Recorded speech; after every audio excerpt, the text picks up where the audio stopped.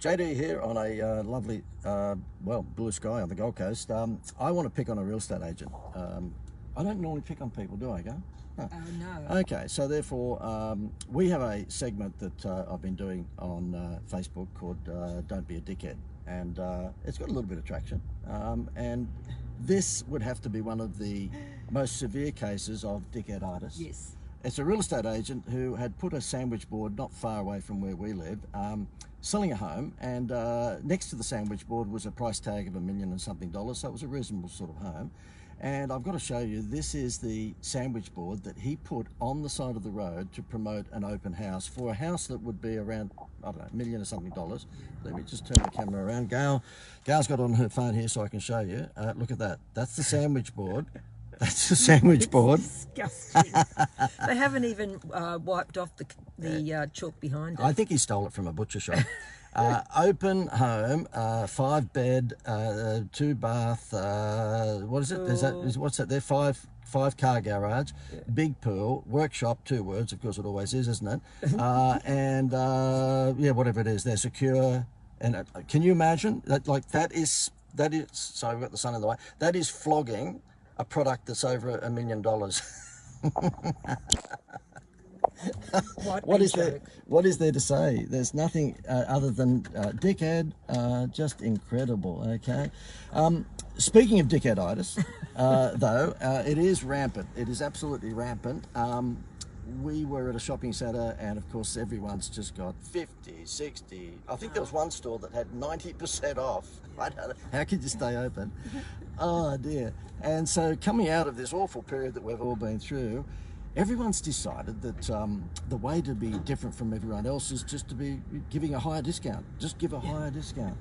And the other crazy dickheaditis thing that's out there at the moment is that we've all been busting to go to a cafe. All of us have, of course. You know, we want to get out and go for a holiday. We want to go out and have a meal at a restaurant without that police tape everywhere. You know, isn't that engaging too? You see these coffee shops now, because of the distance sort of thing. Well, up until now, today wasn't too bad, but they've got that like as if there's been a volcano or earthquake or murder. They've got that sticky tape all around saying, you know, do not enter, do not enter. It's just funny. But at the cafe today, the guy comes up and asks us to provide our details. Why they do that, I don't know, because I could put Elvis Presley and Graceland's address in there and they just wouldn't look at it. I mean, so therefore, I don't know what, I know that it's all about the contact tracing, but seriously, I mean, unless they ask you for your passport or for your driver's license, you could make up Mickey Mouse names. And so I fill it in, and the guy goes out of his way at the cafe to say to me, look, don't worry, sir, we will not be keeping your data. As soon I wanted to give him, you know how they got the Logie Awards? I've got to come up with a Dickhead Award. I don't know what shape the trophy will be, but anyway. I don't want to think. Yeah, I want to hand a Dickhead of the Month Award or Dickhead of the Week just to these people when they do stupid things like that. He said to me, don't worry, we'll be throwing the data out once we get through the crisis. I'm thinking, you've got to be joking. Do you understand how valuable that data is? Yeah. The crazy part is that I've been ranting and raving about this data collection well before Amazon came along. Forever. So Amazon took my idea, yeah. And, you know, nobody does it. I can be speaking at a seminar with an inflection in the voice like this because I'm frustrated and say, look, all of you people in any business, just collect data. We have a restaurant who was a client of mine a little while ago in Melbourne called the Lobster Cave. Very upmarket restaurant. The main meals start at $50. And he was spending $500,000 on radio and TV and all sorts of things. And I said to him, look, forget it. Just give your waitresses 50 cents for every name and contact detail they get. So when the waitress would go up and put the check on the table, she would actually give out a little entry form about the size of your iPhone that just had name, email and phone number. Guess what the most important part was, Gail? The phone number. The phone number, okay. We don't open emails anymore.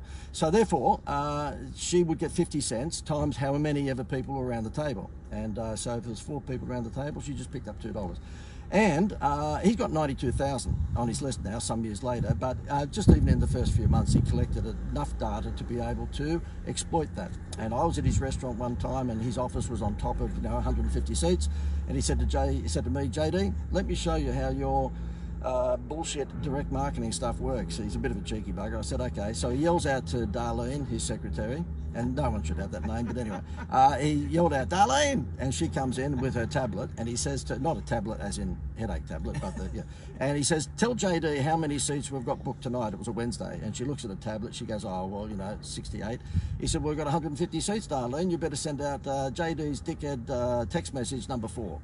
So she sends out the text message to her database that they'd collected at the restaurant, and it said something like, look, Chef Pierre, so it's special, it's feeling special tonight.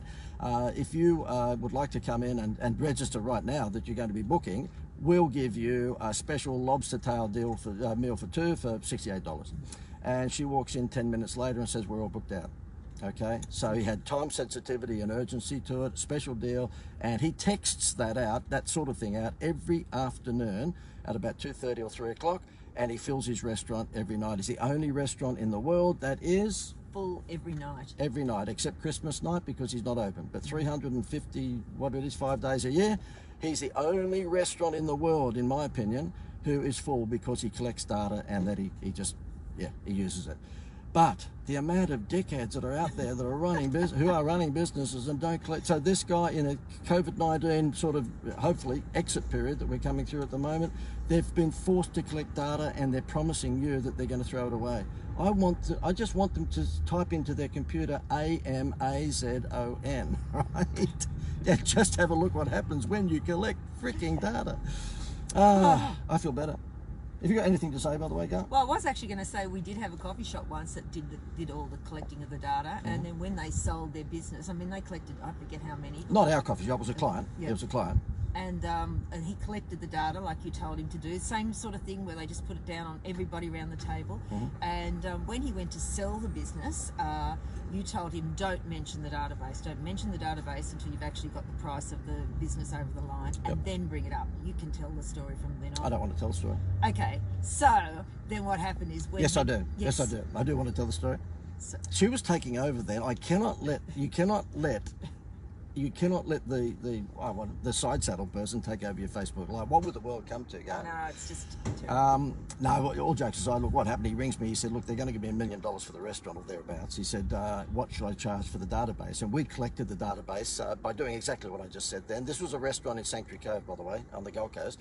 And he had 13,000 on the database, and we had segmented them into A, B, C, D. A spent this much a week, B spent this much a week, C made, so it was a database from heaven.